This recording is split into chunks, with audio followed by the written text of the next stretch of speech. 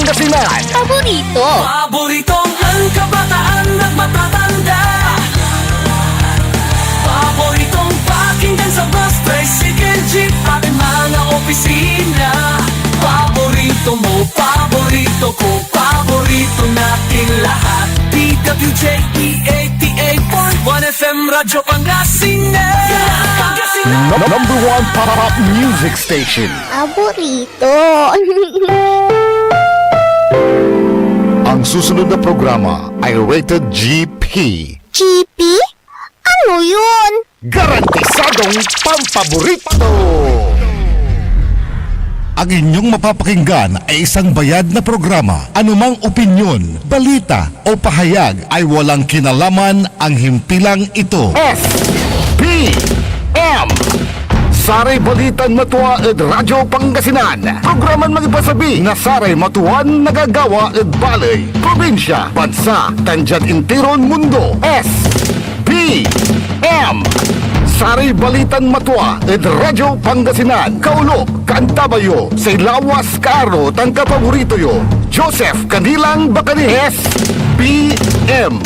Saray Balitan Matuwa ed Radyo Pangasinan. Lunes hanggang Biyernes, alas 9 hanggang alas 10 na kabuwasan. PM.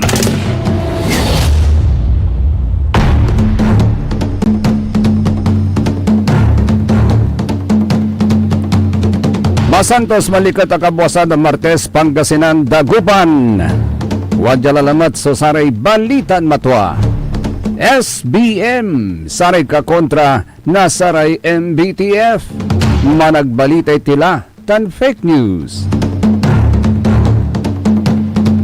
Nakaulop na nakantaba yung lalamat sulawasin kaaro. Say kapaborito yo JCB Joseph Kanilang Bacani. Tanjad technical side, kaiba tayo.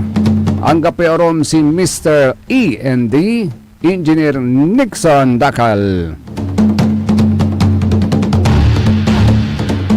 Agaw na Martes at atang tanagagik pet sa 3 at bulan na Marso taon 2026. Naani, nalabi, walay nagawan total lunar eclipse. Yan inner at nasaniban na mundo so say lupa na bulan. Naanita na tatang tanagagik at ay bandad alas 7 na labi.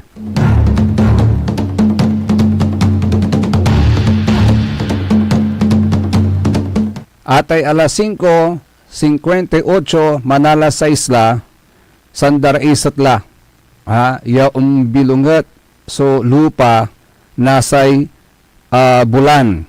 Yang gad nasabi alas 7:04 na labi, ungga pula may tatawagan dan total eclipse. Yan iner say lupa na bulan from will turn into red. Umbala nga at atong tanagagi kanyang say tawag dad satan blood moon. Umbala nga at atong tanagagik insan at 7:34 na labi na ani si katulaya may peak of eclipse. And then 8:03 total eclipse ends. Nanang yula so sa may moon gradually dims from being red. Yon. 9:17 PM napuyat kayo sa Ludsaya. 9:17 PM na nang ti may partial eclipse. Pansamput na partial eclipse. And then at 10:25 PM mansumpal so eclipse. Sumabaya-bayag mata manlapod alas 6, alas 7, alas 7, alas 8, alas 9 hanggang alas 10. 4 oras.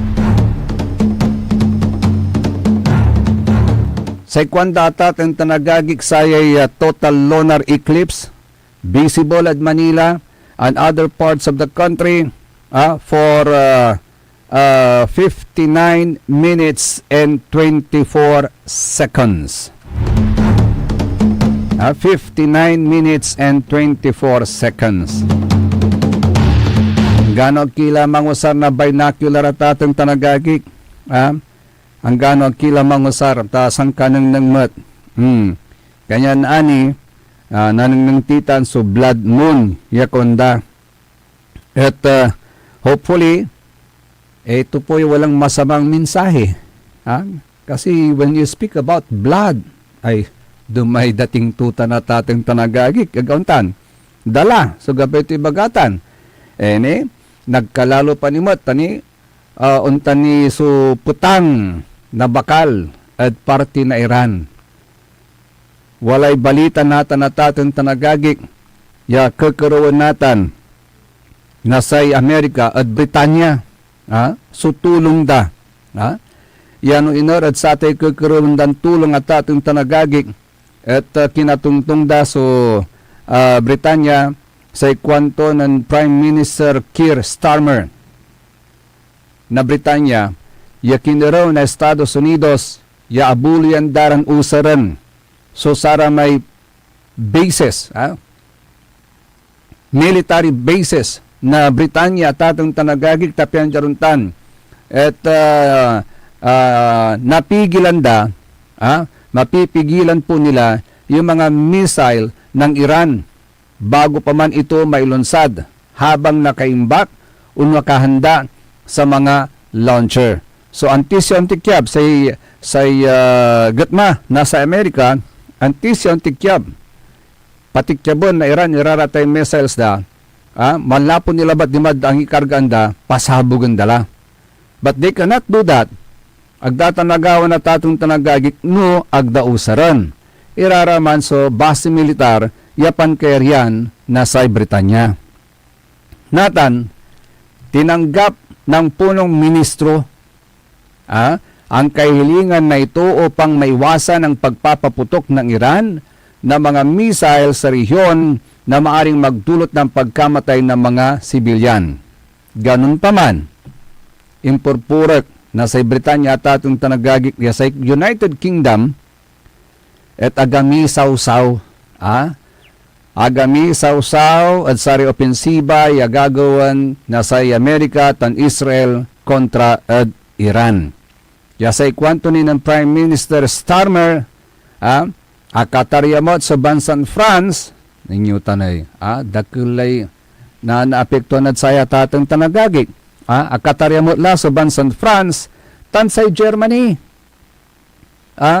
mantataryamot lara abuluyan da so Amerika at sa tanyo operasyon to yaman gawara operasyon da at saray pankayarian daran base militar tapian jaruntan at napaerdason to kaman gawan na Iran yaman patikyar na sara may missiles da tatang tanagagi.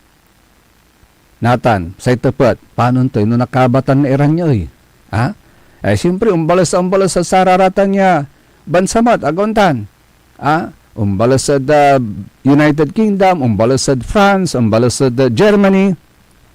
Siyempre, akit pinausar da. Piimpausar da Amerika, so saratan niya, base militar da. Katutay, yag-agalan tayo tatang tanagagig. Kaya ayaso, sa ikwang kulanti, hangga po kumoy arom, maugas ya mensahe ito blood moon. At sa'y nagagawan labanan. At bautan na Amerika, Israel, tan Iran. Tani natan labat atatang tanagagig. Dakula epekto tutan. Natan ni agaw, unipekto sa samay. Itagay na sararamay, presyo na krudo. Krudo atatang tanagagig. Insan natan, nitan sa balitan, binumbamat. Nasay Iran, jad pa na maglin nasa kaya drone attack. So, Aramco. Atay Aramco atatang tanagagig, si katutay sangka balagan, yaman susupply na krudo o dintiron mundo. Yaman lalapod Saudi atatang tanagagig. Binumbada. Binumbada tanatatong tanagagig. Lapod satan, timunda sa operasyon. Timunda sa operasyon, they shut down their operations, ditanad sa tay world's most important energy hubs. Ta nuandi napuulan, iraramay kampan kayarian da di manatating tanagagik. Uputon na apoy, imay langisda.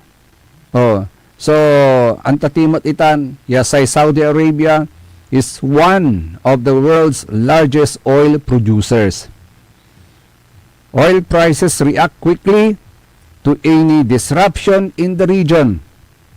Kanyan sa ikuan data itong tanagagik ayagi.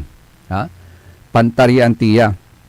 Kasi sa ikwanda, ang gano, even a single facility attack can affect fuel prices worldwide. Can affect fuel prices worldwide at atong tanagagik. And if disruptions continue, the ripple effects could reach everything from gasoline prices to global markets at atong tanagagik. Sikatutan subalbalag ti epekto tutan had sikatayo na ani. Atan so presyo na gasolina, presyo na krudo at atang tanagagik. Actually, jad lugar tayo, jad Pangasinan at atang tanagagik, walalay pasakbay. Walalay pasakbay na saray jeepney drivers. Ang tutan so pasakbay da at atang tanagagik, iray jeepney drivers tayo. At sarian na kaplusan. Nesay kuan data atong tanagagik umpano aglapiga. Yajad panatag na presyo na say krudo nagkalalola say diesel at atong tanagagik walalay palapag. Walalay palapag na saray pigaran jeepney drivers sa Luerten, Pangasinan that they may temporarily stop operating if diesel prices go beyond 60 pesos per liter. Abot-abutan tulay 60 pesos actually. Nata nung tagila lamad, masulok na piso at ating tanagagik. So tago yan to. 60 pesos per liter. Agdala nayari antan. Kanya nayarin untundara at saray operasyon da at ating tanagagik. Now, to solve this problem at atong tanagagik, anto wala ray mangisusuhiri, wala suggestion da at atong tanagagik, yan nunayari, at walay suspindi anda, siya pati suspindi anda excise tax. Tapyan jaruntan, at no nasuspinditan sa excise tax at sa presyo na petrolyo gamit ang probisyon sa train law at atong tanagagik gagontan at aglapiga masyadon untagay sa presyo nasay krudo. So sikatutan so kaya may suggestion da natan. Pero sa problema balot, problema tayo dyan Pilipinas at atong tanagagik say kulay focus tayo sa nanay. Say kulay focus na saray managpanday na litay at atong tanagagik masyado po silang engross doon sa impeachment proceeding laban kay Vice President Sara Duterte. Nang nangyumot na natatang tanagagik ito say aron may bansa particularly sa Singapore. Ninyo sa Singapore. Sa Singapore, nanpalapagla na sami pantaryada. O tanapapagan ira. Ang Singapore, handa na sa posibleng pagtaas ng inflation dulot ng gera. Si Katuya, so samay palapag to ng Lee Hsien Loong. Laong. Si Katuya, leader daw mo natin diman at Singapore at tatong tanagagik. No nanunutan ko wala may palapag to. Akwanta no what tanid file mo Mr. END. Pinang mo pa no what tanid file mo may palapag to ng Mr. Ken, Mr. Singapore man. Nya ipawikot sika kapaborito Engineer Nixon Nakal. Tapyan na iplita. Tawalay mensahe to. Natan nilabat, aburaido lay Singapore. At posibleng epekto tutan at ekonomiya da. Pero dyan Pilipinas, ang pinaghahandaan natin, unfortunately, yung impeachment ni Vice President Sara Duterte. Ayagi.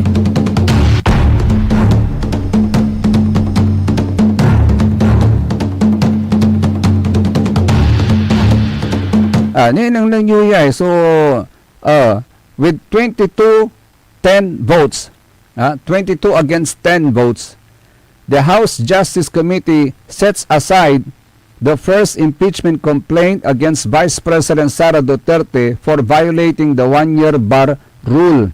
Wala impawaydan nun tanya desisyon da at atong tanagagig. Ya imbasura daman so premierong petition because it violated the one-year bar rule.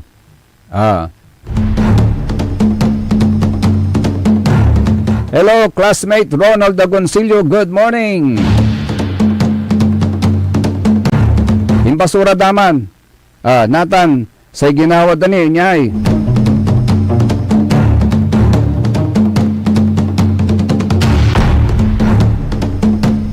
Ay, mambabantay ko na classmate Ronald Nathan at programa tayo. Classmate, kumusta ka lang? Agka-apektado. OFW mo yata itong tanagagig. With 22 votes in the affirmative and 10 votes in the negative with 0 abstention, the chair sets aside the first impeachment complaint. Si Katuya Supalapag to na De Castro et al. Impeachment complaint on the ground of violation of one-year prohibition period. Si Katutan. So sa may decision da. Pero, may second, third, and fourth, patiratan patiratan na tatong tanagagik, ya impeachment complaint, ya insagap da kontra adkinan Vice President Sara Duterte. May first, violated the one-year bar rule. May second impeachment complaint inyatras da tatong tanagagik. Inyatras da. Pero may third and fourth complaint sa ikwan na sa Committee on Justice sufficient informed. Natan alagaran tayo no sufficient in substance mat. Anto kasi so decision na sa kamarad saya. Kasi katutan sa panaabalaan da. Pero sa Singapore aburido la pero mantatarya la. At epekto na nasatan niya gira at ekonomiya da. Ready na Engineer Nixon. Dengalan tayo. So palapag nasaya so kwantano si katoy Prime Minister natin na bansan Singapore at sa'y nagagawan gira at bautan ni Iran, Amerika at Israel. For weeks, tensions between US and Iran have been building up. The US has assembled a huge military force in the Middle East. Aircraft carriers, destroyers, missile defenses, missile attack weapons. And today, Israel and the US together attacked Iran jointly. The war has begun. Iran has struck back cities, targets across the Middle East. Israel itself, Doha, Kuwait, Bahrain, the UAE. This is going to affect energy prices and impact countries far away from the Middle East, like Singapore. And you can see when the war will start, it is very hard to tell how the war will end. The overall climate of uncertainty created by these dramatic twists and turns will dampen the global climate for trade and investment, for cooperation and prosperity. Because businesses and companies will find it impossible to plan for what will happen tomorrow, what they can rely on, where they can safely invest, what they should do in order to make sure that the company will be okay day after tomorrow.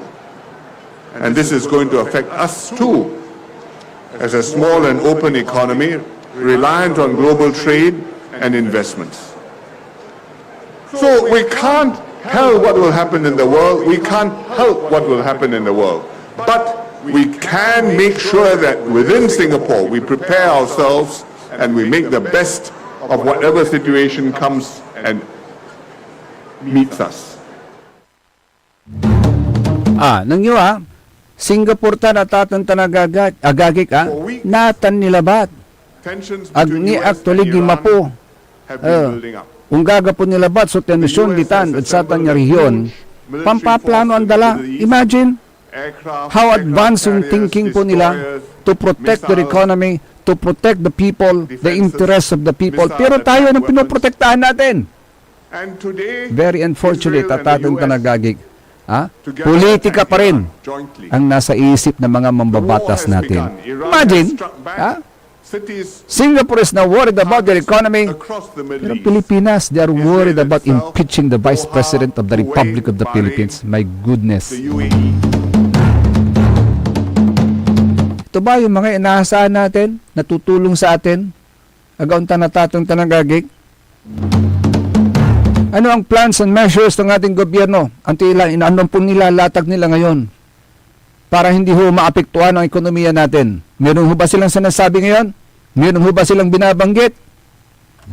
Hanggang po, busy rat impeachment Actually, yung problema tatang tanagagik, pati ROFWs tayo, tourism is also affected at atong tanagagik. Ninong ninyo. Pigaralan bansa at Middle East, ang itagay na alert levels da. While there are no alert levels, raised in the United Arab Emirates, Kuwait, Bahrain, and Qatar, according to the DFA. Pero the clarification was made, as OWA earlier said, it received info that alert levels will already raised in these countries amid the ongoing conflict. Singa bilang dyan Iran, naka-alert level 2 na sila. Ang Iraq, nasa alert level 3. Ang Israel, nasa alert level 2. Jordan, nasa alert 1. Lebanon, alert number 3. Alert level number 4 naman sa Palestine. Ganon din sa Syria at saka sa Yemen. Yasay gabay itong ibagatay alert levels at ating tanagagig. No walat alert level 1, atan may tatawagan dan precautionary phase. They take precautions and avoid non-essential trouble. No alert level 2, walay restriction phase tulatan. Agka makapaway, agka makapan-trouble. So, antigawan mo, you have to take shelter and avoid high-risk areas. No walad alert level 3, wala lang may tatawagan dan voluntary repatriation. So, you evacuate voluntarily. Pero no alert level number 4, atan na may mandatory repatriation. And trouble is not allowed at atang tanagagi. Natan nilabat, walalay 80. Ya bilang nasaray Pilipino, so gabay dalon unsampet. At Pilipinas at atang tanagagi. Kaya nagibalbalag so epekto tuya at atang tanagagi. At sikatayo. Untuli saray balitan matwa, SBM, yaka kontra nasaray MBTF, managbalitay tila. Tan fake news, kaya rin ni nasaray pakabat, tan paimano malalapanid saray manangan tabay. Ang puta-putang irem balita. Huwag niyo kong subukan. I am sorry. Kung walang kurap, walang mahirap. My God, I hate drugs. Mahiya naman kayo sa inyong kapwa Pilipino. Ang puta-putang irem sunata. Dame yung Son, ang puta-putang irem impormasyon. Aya, so #1 pop music station. DWJE 88.1 FM. Radyo Pangasinan. paborito. Want to escape the hustle and bustle of city life? Look no further than the River Palm Hotel and Resort, your premier destination for affordable luxury in Pangasinan. Nestled in the heart of Barangay Banyaga, Bugalyon, our hotel is surrounded by the breathtaking beauty of the Agno River. Our haven for comfort embodies the essence of Southeast Asian hospitality. Whether you're seeking a romantic getaway, a family vacation, or just a peaceful retreat, the River Palm Hotel and Resort is the perfect choice. So what are you waiting for? Book a tranquil experience where unforgettable memories are waiting to be made. For reservations and more information, visit our Facebook page, River Palm Hotel and Resort. Your home by the river awaits you. Ngayong 2025 ay ang ika-100 taon ng pagbibigay serbisyong pangkalusugan ng Region 1 Medical Center bilang isa ng 1,500 bed capacity na ospital.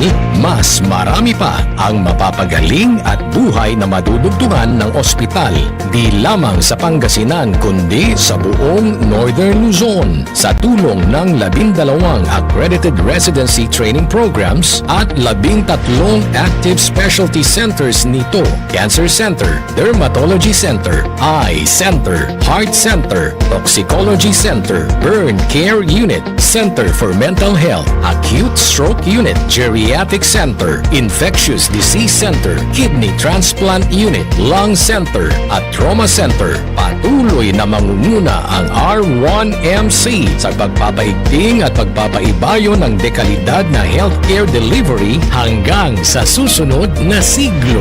100 years of healing, compassion, and service. Region 1 Medical Center, ang inyong partner sa kalusugan. Region 1, number 1. Asahan po ninyo ang dekalidad na serbisyo sa Region 1 Medical Center at ng Department of Health.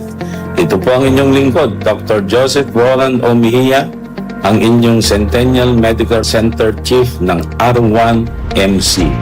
Sa bagong Pilipinas, bawat buhay mahalaga. Popular sa balita. Taluran ka tao, naaktuan, yaman na susugal, inaristo. Pag ginawa miya duga sa trabaho, tan talagan na at malet, no problem. Construction of flood control, Legacy River, Balongaw, Santa Maria, 47 million. Hindi pa nga nabubura sa kaisipan ng taong bayan yung mga ill-gotten wealth na yan eh. No. Diba? At popular sa musika. They say tanging ikaw ang katabi, garden in bed. Ito po ang DWJE 88.1 FM Radyo Pangasinan, ang inyong number 1 pop music station.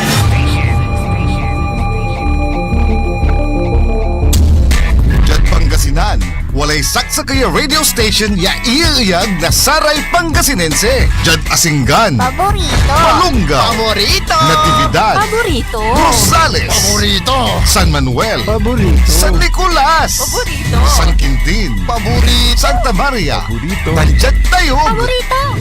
Aya, so 88.1 Radyo Pangasinan. Paborito ng kabataan at matatanda. Paboritong pakinggan sa bus, tricycle, jeep at mga opisina. Paborito mo, paborito ko, paborito natin lahat. DWJE 88.1 FM Radyo Pangasinan. DWJE 88.1 FM Radyo Pangasinan. Paborito.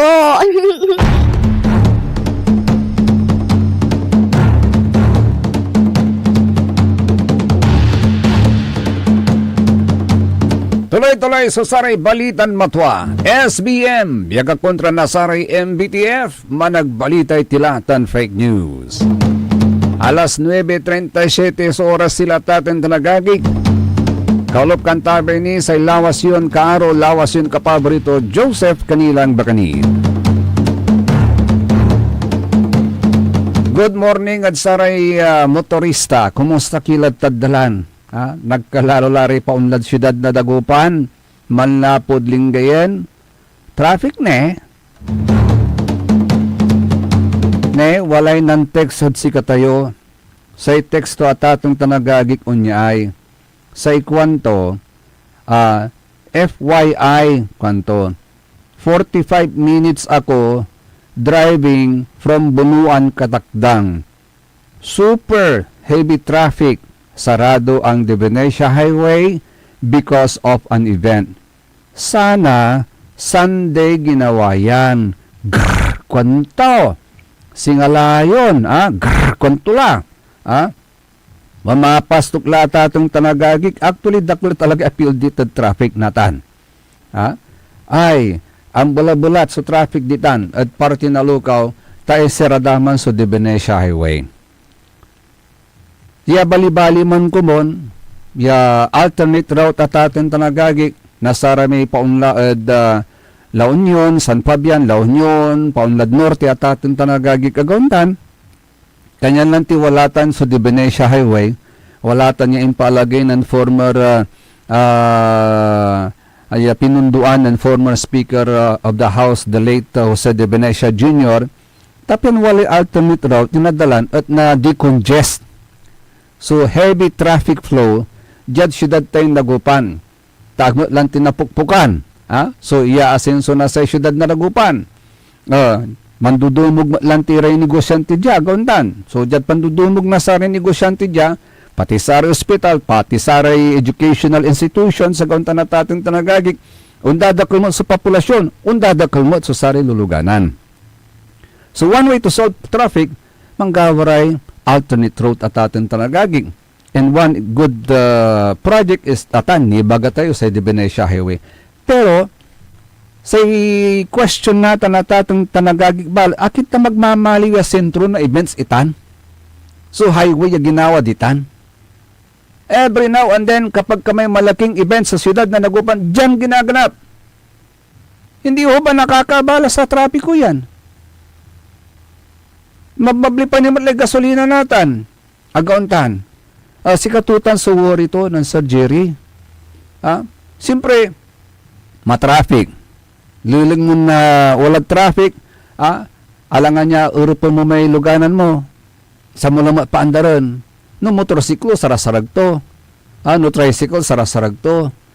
Pero luluganan, 4 wheels, at atong tanagagik, urupan mo.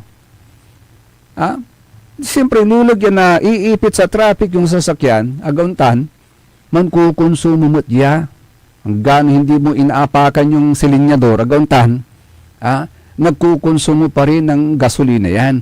Kasi umaandar agauntan.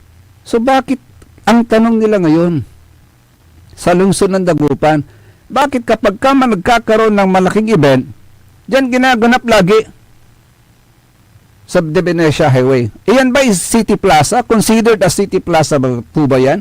Considered ho bang property po yan ng lungsod ng Dagupan? Yung De Venecia Highway? Panawagan lang sa DPWH. Kasi malaking abala actually sa dali ng trapiko. Kung may mga malalaking events, meron naman tayong City Plaza. O humanap tayo ng ibang venue.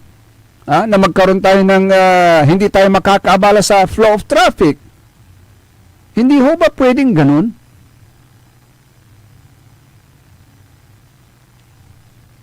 Worse na nga yung nakikita nating flow of traffic.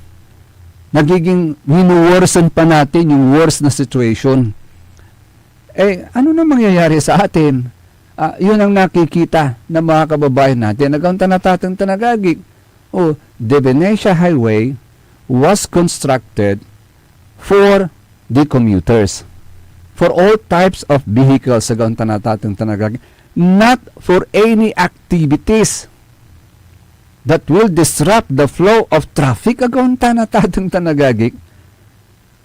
Ako ang tanong, akin nagiging sentro ng event yan, yung The Venecia Highway. What is so special about that place? Meron ho bang special, may special ba na nandyan sa lugar na yan na hindi maiwan-iwan at laging dyan na lang ginaganap yung mga events?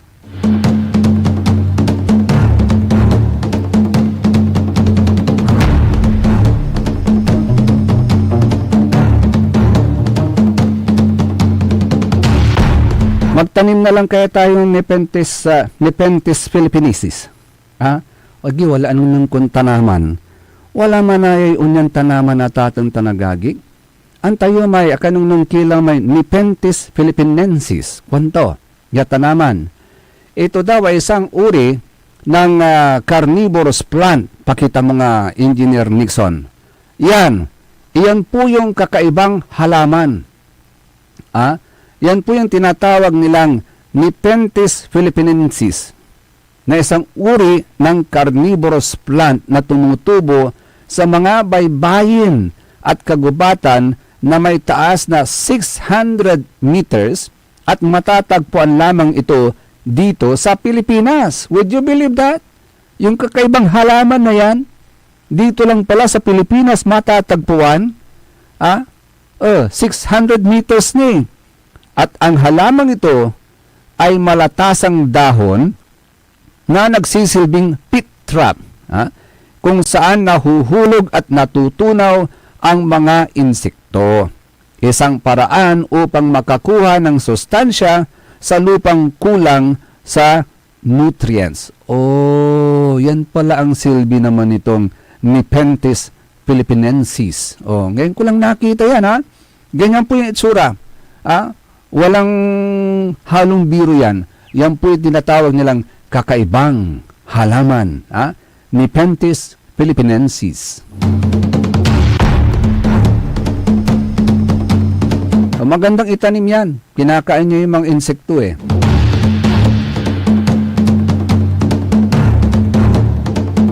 Baka pwede rin kainin mo yung mga insekto sa lipunan. Nepenthes philippinensis. Hey, congratulations nga pala kay Councilor Ariel de la Concha. Bakit ikanin nyo mga kapaborito? Binabati natin si Councilor Ariel de la Concha kasi siya po ay nahalal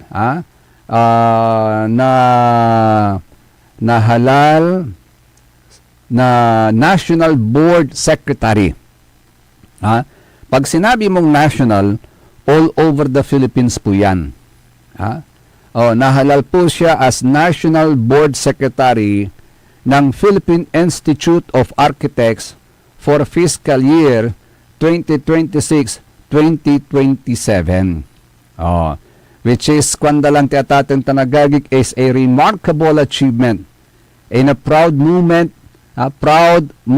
for the PIA Pangasinan Lingayen Section. Congratulations kay Councilor Architect Ariel de la Concha, National Board Secretary na sa Philippine Institute of Architects for fiscal year 2026-2027.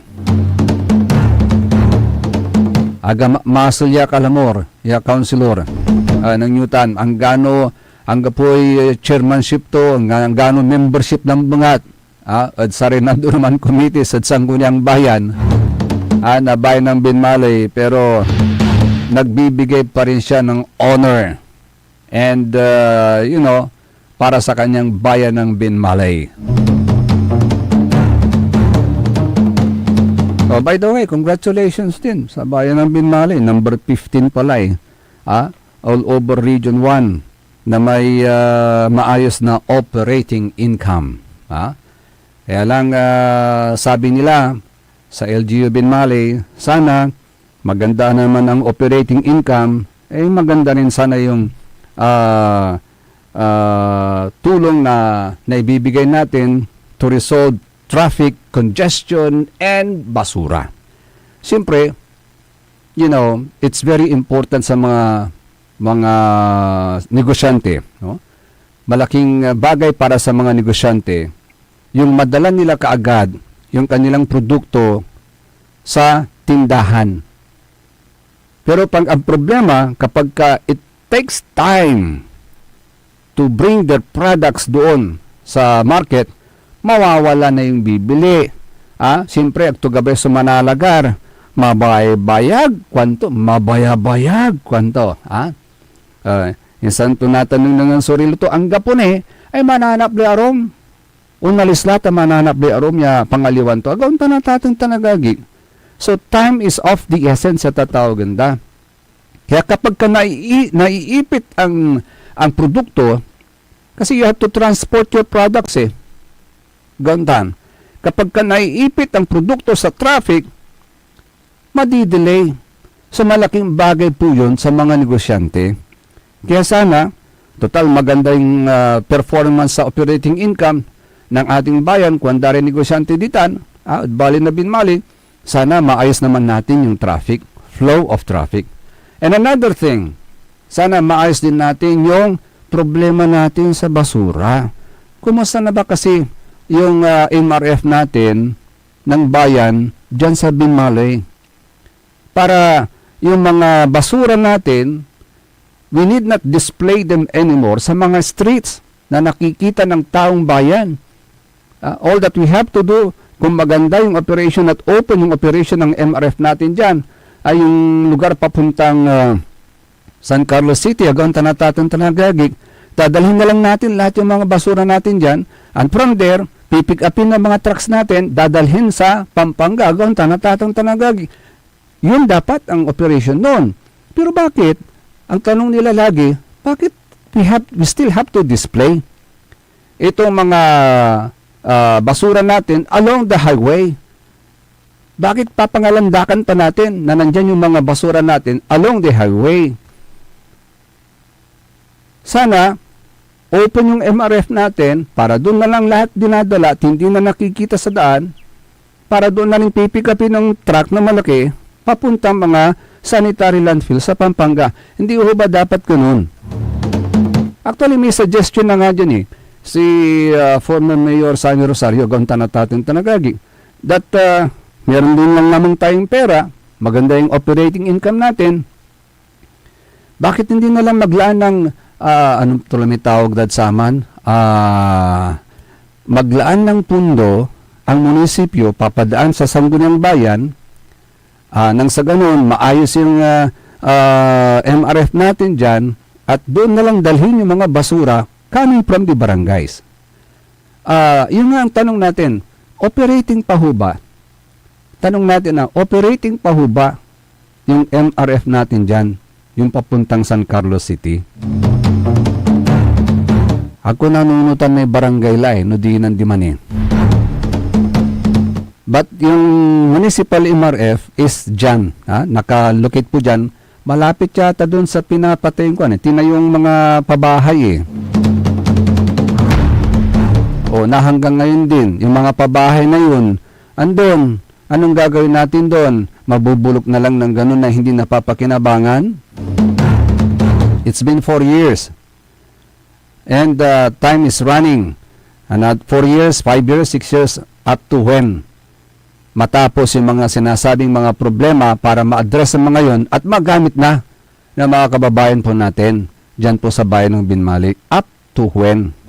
May timeline ho ba kayo na gawin yung mga bagay na yun, ayusin kung may dapat na ayusin para mapakinabangan na ng ating bayan at hindi naman masira aga na perdi at atong Tanagagig may housing project dyan at magamit na ng mga taong bayan na dapat they deserve na magkaroon ng disenteng bahay agaw Tanatang Tanagagig.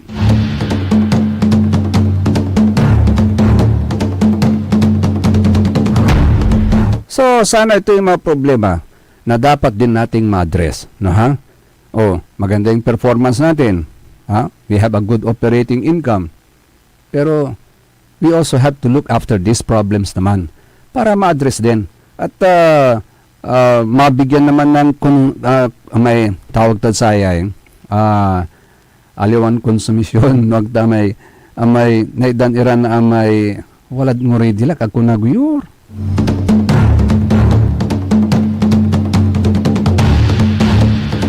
Kumbaga naman, para mabigyan mo naman consolation, yon, hindi consumption, consolation. Ang need natin, hindi consumption, kundi consolation.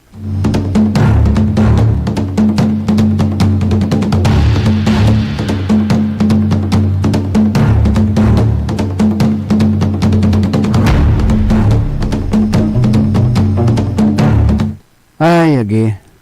So, yun po yung mga kailangan siguro ma-address natin mga kapaborito, Tapian Jaruntan, ay hindi na nga tayo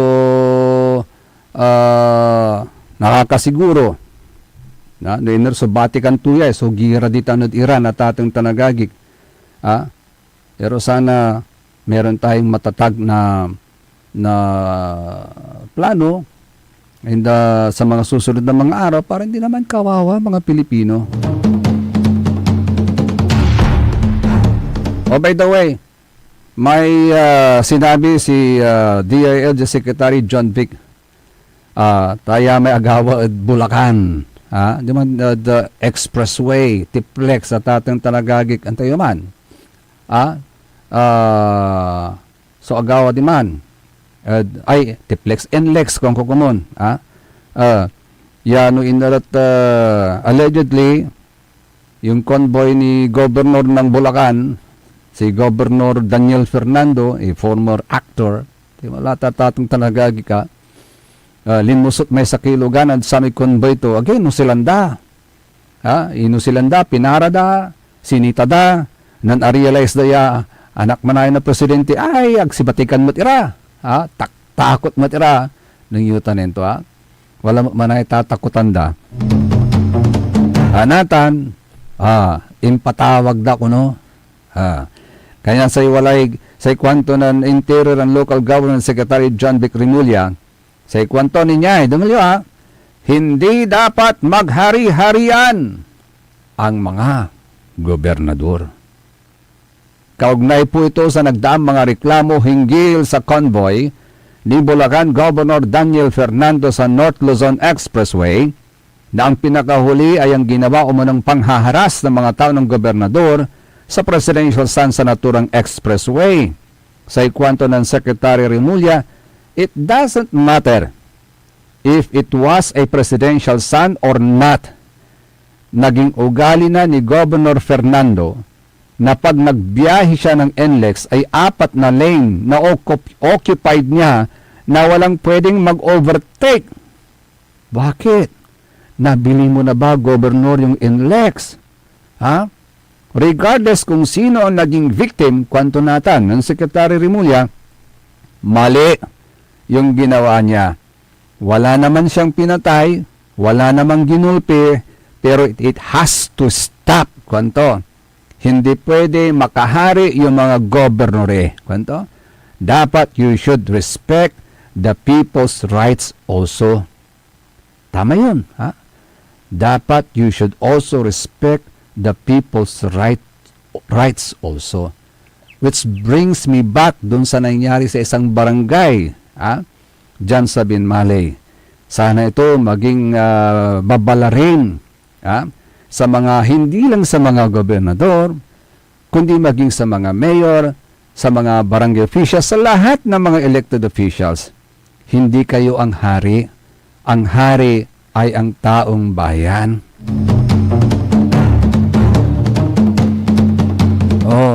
Sa ikwandaman nante at sa ito ang pelikula ng Spider-Man, with great power comes with great responsibility. Dapat alam niyo yun. Nabigyan kayo ng kapangyarihan, nabigyan kayo ng opportunity to serve the people. Dapat alam niyo yung mga responsibilidad ninyo. Huwag niyong abusuhin. Huwag niyong ipangalandakan sa taong bayan na porkit ikaw yung leader sa isang barangay, ikaw ng batas. Hindi ikaw ang batas. Tagapagtupad ka ng batas, pero hindi ikaw ang batas.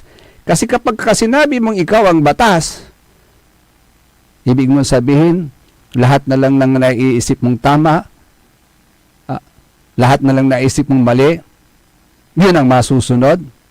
Paano na yung mga batas na ginawa ng ating mga mambabatas? Iba, isasantabi na lang yun at yung batas mo ang masusunod according to your caprices. Agauntan at ating talagagik, hindi magandang sabihin yan. Yung sabihin mong ikaw ang batas, hindi pwede yun. As a public servant, kaya nga ang tawag sa inyo, public servant, servant. Tagapagsilbi sa bayan. di public king. Agontan, public servant, tagapagsilbi. Kaya wag niyong sabihin at pangalandakan sa taong bayan na porkit kayong leader dyan, eh kayo na yung batas. Ako ang batas. Nakakatuwa kayo. Ha? Pinapakita nyo lang na ignorant kayo. But remember, ignorantia lihes non excusat. Ignorance of the law excuses no one.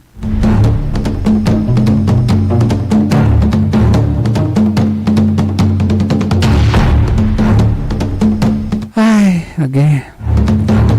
Sikaratan susaray balitan matwa. SBM yaka kontra na saray MBTF managbalitay tila tan fake news.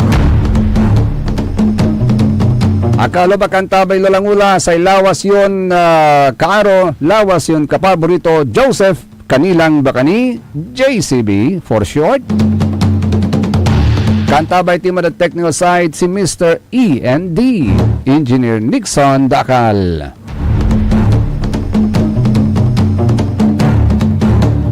Manalas 10 latat ng tanagagik ang tabayanan susunod kaagad ang number 1 ni kapaborito Joey Baby.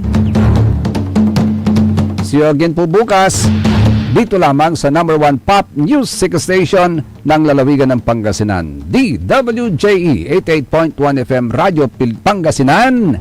Paborito! Ang inyong napakinggan ay isang bayad na programa. Anumang opinyon, balita o pahayag ay walang kinalaman ang himpilang ito. SPM Saray Balitan Matwa ed Radyo Pangasinan. Programan magipasabi na Saray Matuan nagagawa ed balay, probinsya, bansa, tandyan intiron mundo. SPM Saray Balitan Matwa ed Radyo Pangasinan. Kaulo, Kantabayo, say lawas karo tan kapaborito yo.